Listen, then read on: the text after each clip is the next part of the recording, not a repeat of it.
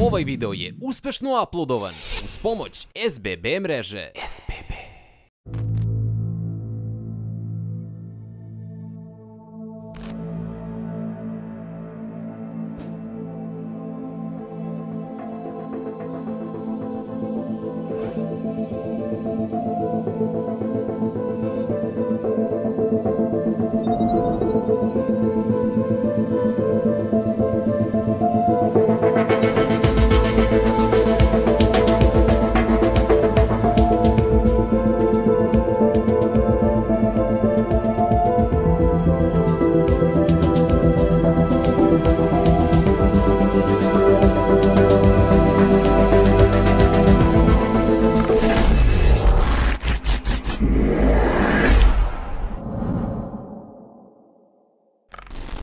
Pozdrav sekiraši, vidjeli ste naslov, vidjeli ste thumbnail, ali želim da osjetite isto ono što sam osjetio ja kad sam prvi put ugledao ovaj divni računar, a imao sam tu čast da mu dam ime. E sad, zašto sam izabrao ime Cubora? Jednostavno kad sam pogledao hlađenje, posjetilo me na Aurora Borealis, prelepo sve, a istovremeno i moćno. Tako da, danas pričamo o ovoj čak i miriše dobro, prelepoj bebici. Ovo je kocka koju ja zaslužujem, a ne ova kocka ovdje iza. Šalim se kocka, ej, brate, sve okej. Šta, brate, šta? Ok, sekiraši, ovo je definitivno jedan od najskupljih računara, u ovom momentu najskuplji koji se pojavio na X-testu, a da nije proizveden od strane X ili SS modca. Dakle, prvi put imamo i takav računar, ludnica računara, pa da vam ispričam celu priču, da vam prikažem performanse i da skapirate o kakvoj se zverni radi. Idemo detaljno nakon introa.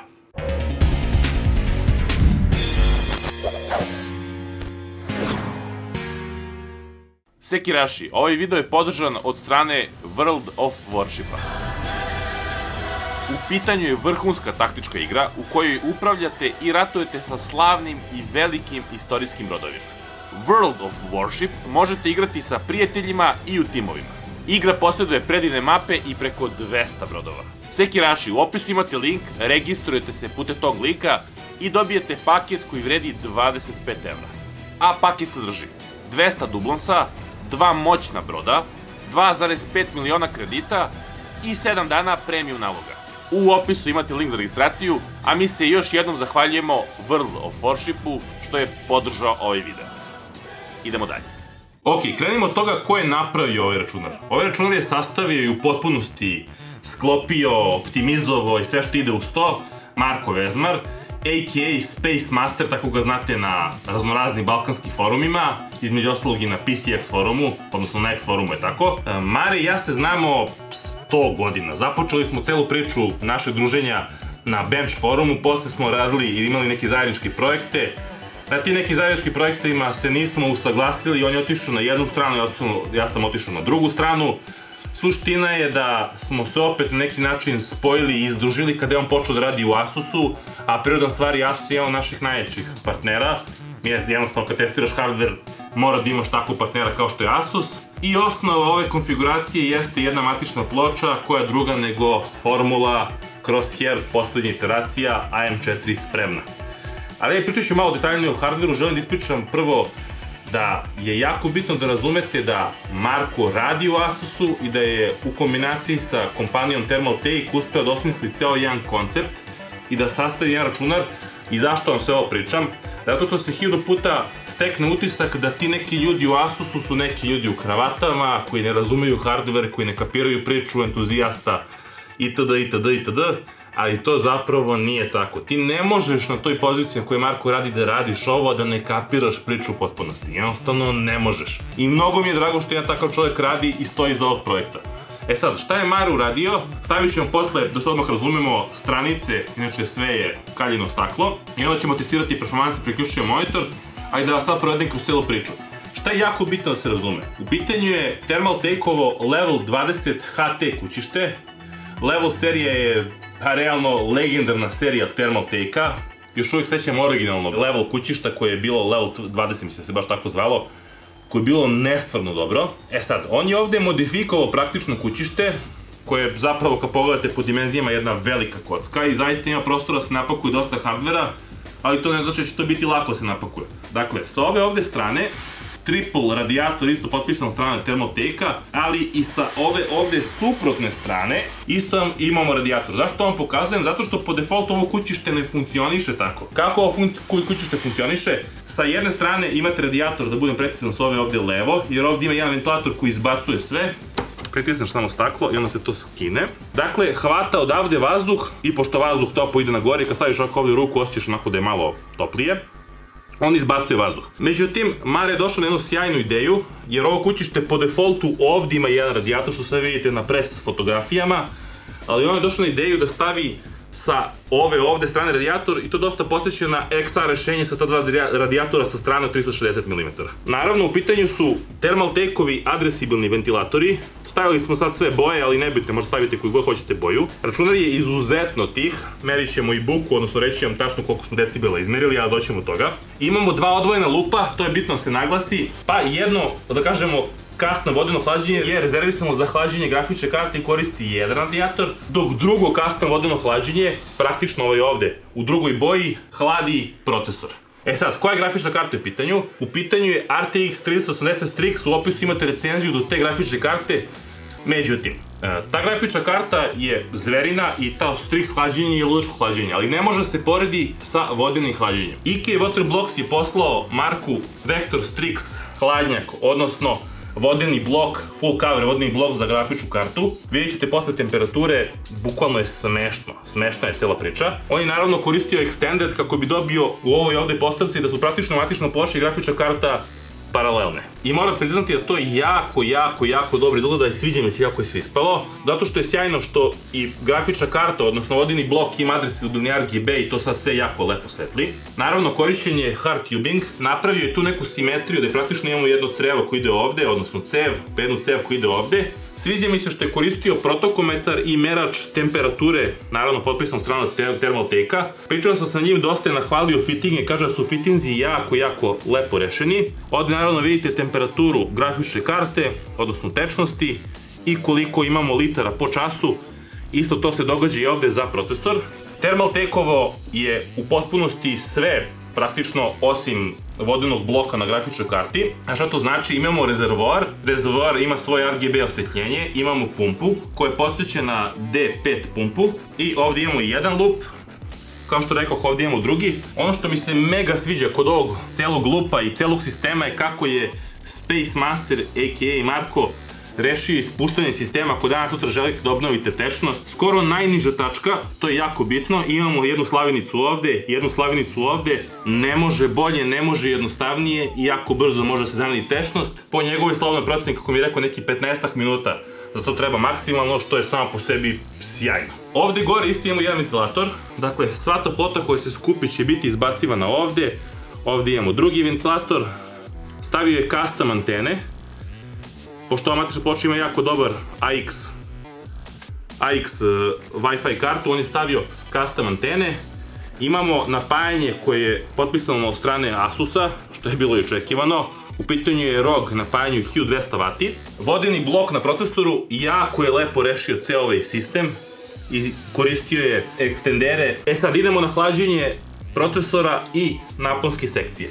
Ono što je sjajno kod formula matičnih ploča što imaju hlađenje naponske sekcije koje radi pasivno po defaultu, ali ima i fittinge i ako zabranite odgovarajuće fittinge, ovde su stavljeni ti Thermaltake fittingzi, jednostavno se napravi jedno sjajno hlađenje matične ploče. Onda je on stavio Thermaltake-ov vodeni blok na procesor, u pitanju je P950X, dakle najbrži desktop procesor za ovu matičnu ploču, 16 izgrada, 32 treda, koji je overclockovan na ovom vodenom hlađenju na 4,6 GHz, a vidjet ćete posle kada upalimo software i temperature, kada pokrenemo Furmark, pokrenemo Cinebench i slično, nestvarno je. Sviđa mi se kod ovog kućišta što je sjajno rešeno, u smislu da sa ove strane ovde imamo sve preko potrebne konektore, slušalice, mikrofon, restart, signalna dioda, power taster, sa druge strane imamo USB portove, dva USB 3.0, dva USB 2.0 i jedan USB-C i naravno zbog ove matične ploče možemo to sve da pokrenemo i da jednostavno podesimo. Za kontrolu RGB softvera takođe Thermal Take-ovi kontroleri, gde ovde praktično imamo jedan. Evo, molim te, kocka snimi tu. Ovde je jedan kontroler, sa druge strane je drugi kontroler i on je nekako to sve uspeo napraviti da bude simetrično. I pravo da vam kažem, vidio sam dosta, da kažem, zapakovanih računara na T20 HT kućištu, odnosno TT Level 20 HT kućištu, ali ovo je definitivno jedinstveno zbog načina na koji je rešio radijatore i mislim da je tu u sam centar, da je to jako, jako dobro smislio. Ajde da ne tupimo dalje, da vam pokažem u praksi temperature i slično i da stavimo stranice i ajde da krenemo od ove gornje stranice. On čak nije skidao ni zaštitne folije, sve ćete vidjeti, jer je jednostavno rekao da želi da ja kumujem računaru i da, pa mislim, lepi ovo posao, pravo vam kažem. Daj da uživamo ovome. Ajde, dođi.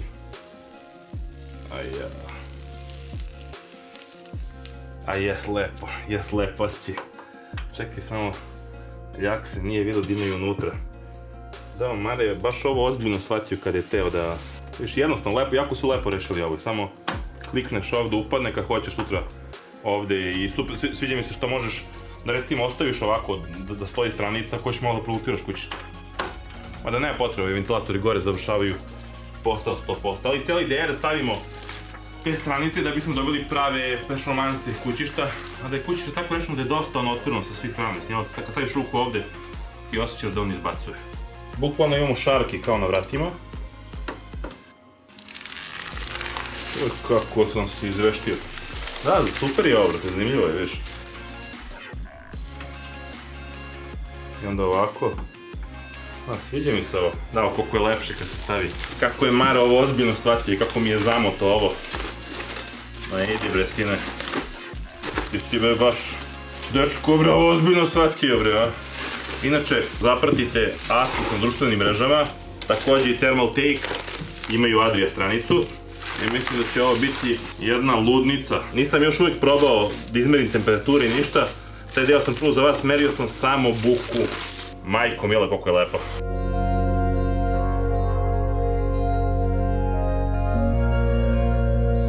Koliko mi je cool ovo, znaš šta bi definitivno uradio, pošto imaš vodno hlađenje pa ti je kao hladan računar pa te boli uvo. Bukvalno bi napravio ovde za, recimo, limenku Red Bulla.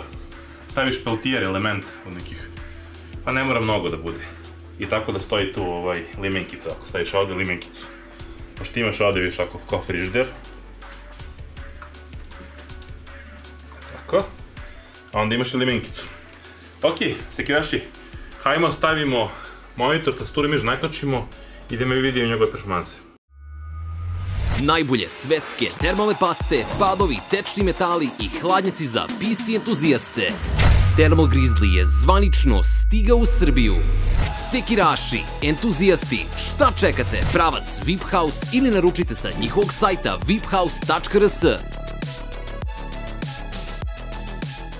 Evo nas na desktopu, prosto ja se uvek odušim kad takve stvari vidim.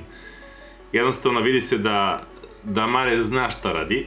Procesor je overclockovan na 4,6 GHz, stabilno, to ćemo sada proverimo naravno, ali rekao mi je da je stabilno, tako da mu verujem jer ipak on se razume u hardware isto koliko i ja. Napon 1.224 V, grafična karta, GPU je podigao na 2022, temperaturu GPU u ovom momentu vidite 34 stepena, 24,5 stepeni temperatura sobna, to je jako bitno da se razume, temperatura tečnosti 36 stepeni i temperatura CPU tečnosti 38. Super, ako pogledaš i odmah znaš kakve su temperature. Treba nam AMD Ryzen Master Tool, zašto? Zato što on pokazuje jako dobro temperaturu i ovako ćemo sad, ovo u ovom momentu sada ne treba, stavit ćemo ovako ovde.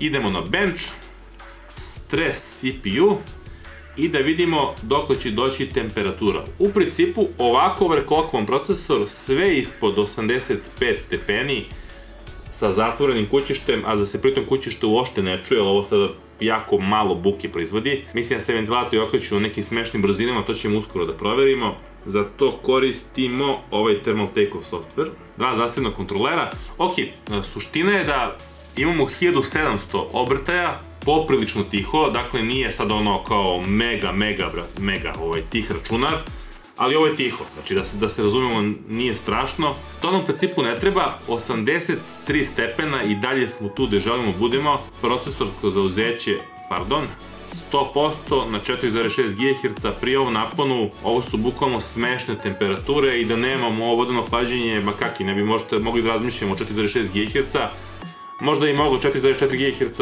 na nekom mega niskom naponu, ali, znaš, grote da ne iskoristiš pun potencijal procesora. Ok, ovo je sjajno. Ajmo sad stopiramo i obratite sad pažnju na temperaturu, gledajte ovde, kada kliknem stop, koliko će brzo samo spustiti auto. Temperatura tečnosti je otišla na 41 stepen i u principu mogli smo do sutra vrtimo, jednostavno se ništa ne bi promenilo. Temperatura sobna se popela na 25 stepeni, ali to je to, 24,5, 25 šeta gore dole. Ok, hajde sad da vidimo performanse u Cinebenchu R23 novi, 4,6 GHz, start. Ajmo da se nauživamo. Temperatura tečnosti 41 stepen. Inače, Marko je koristio tečni metal, Thermal Grizzly, naravno, šta drugo, i na procesoru i na grafičkoj karti. Što je mnogo utiče i na temperature, i naravno na performanse, na veće overclock marginu. 4,6 GHz je poprilično visok clock za ovaj procesor za 24/7.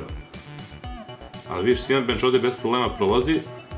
29809, a red veličina 2990 WX sa 32 jezgra, dakle Threadripper prethodne generacije, odnosno 2000 serije, 30.000.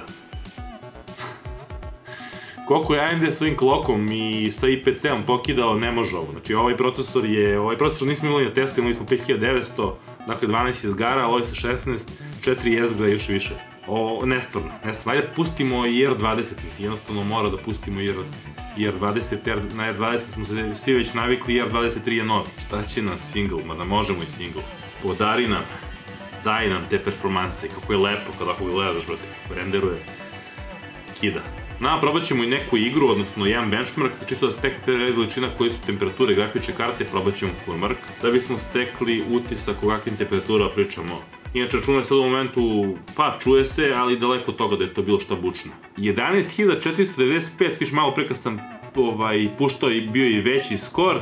I ovde opet dolazimo do te iste priče, pazite, Intelov Xeon sa 60 jezgara, 60 jezgara, i 120 threadova, odnosno 48 platinom, 16.000, ovdje imamo skoro 12.000. A ako pogledamo Threadripper 1950X koji je u XR-u, on ima 6670, ovo je skoro pa duplo više. Jadan XR. Mislim, XR bi ovo vrhunski hladio ovaj procesor. Zapravo poprilično slično kao, pošto tu isto imamo sličan sistem po dva radijatora sa strane, 360 i dva odvojena lupa, da, poprilično slična priča. Grafička karta, ajmo da ne tupimo mnogo, palimo fullmark, pa ništa, GPU stress test, znači oko 2100 MHz, ajde kažem ovde u prosjeku ko vidim baca, temperatura GPU-a 41 stepen, smešno, brate, pazi, to u fullmarku igri može da bude samo više, vratno će u igri oko 2200 dode. I memory overclockovano, pazite temperaturu grafičkog procesora, 41 stepen, temperatura tečnosti 35, dobro, i Vector Strix je brutalan vodeni blok, ali tu je termalna pasta, odnosno tečni metal odradio svoj posao i naravno vrhunske komponente na ROG Strix RTX 380 grafičkoj karti. Ovo je smešno. Ok, sa CPU blokom nisam nešto previše oduševljen, mislim da to može još dole da ide kada bi CPU blok bio efikasniji, daleko od toga da je loš, jednostavno rečeno ovaj Thermal Take-ov CPU blok je dobar, dakle to je prava reč za njega.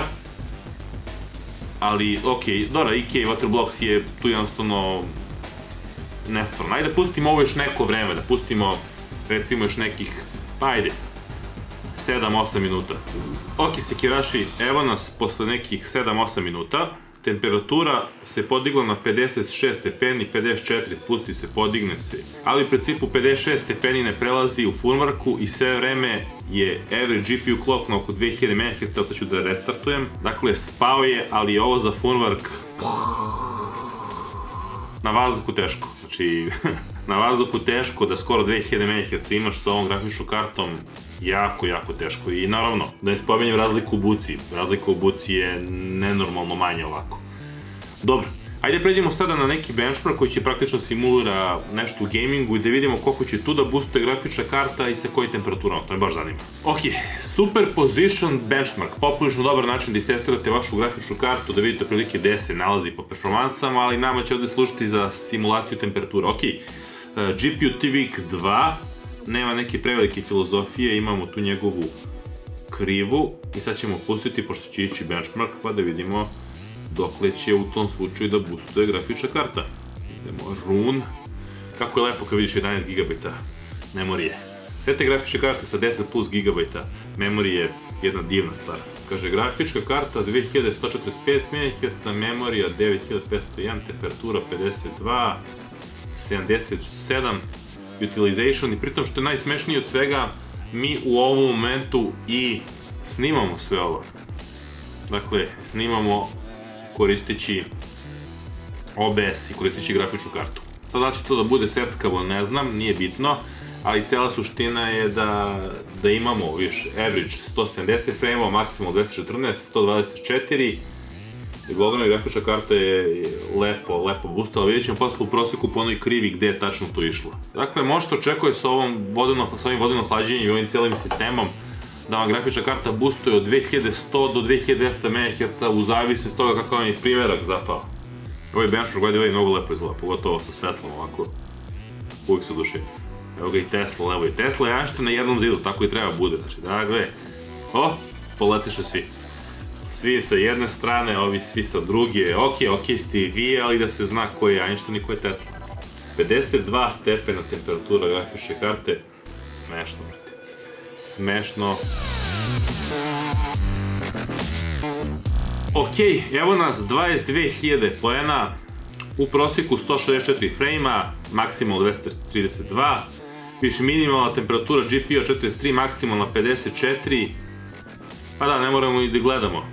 GPU utilization 86%, ali vidi se da je ovde sve vreme držao na 2145, dakle u zavisnosti od toga kakav vam primjerak upadne, imaće to 2100 do 2200. Dobro Sekiraši, mislim da je ovo dosta dobro pokazati koliko vam moćna mašina, možemo savrtimo 101 benchmark, ali manje više. Istestirali smo detaljno 3080 grafičku kartu i to više puta. Istestirali smo detaljno 5000 seriju procesora i ovo vodeno hlađenje, ovo thermal kućište, i ovo vodeno hlađenje, i ovo thermal take kućište, i ceo ovaj koncept svih ti komponenti koji su thermal take način na koji je Marko napravio dva odvojena lupa. Pa prosto je divno gledati ovo kućište i ja upotio sam sebe za malo pa bacim pogled. To valjda jeste fora. Tako isto sam gledao i u XR, sad isto tako gledam i u ovo, ali tako je kad se pojavi nešto ekstravagantno. Ok, da ne tupio mnogo. Nadam se da ste uživali u testiranju ovog računara, u predstavljanju celog računara. Ukoliko imate neko dodatno pitanje, pišite u komentarima. Divno je sve ovo ispalo i ponosan sam na njega i ponosan sam na to što je uspeo da sve što je rekao uradi. On meni je ovo pričao da će uradi, ja sam rekao važi. Znaš, uvijek mu tako uriš te svakom svom. Važi, u stvari ga tako motivišeš da bude još bolji. Sekiraši, to je bila Cubora, a ja sam Kum Dule vas pozdravlja. Ćao!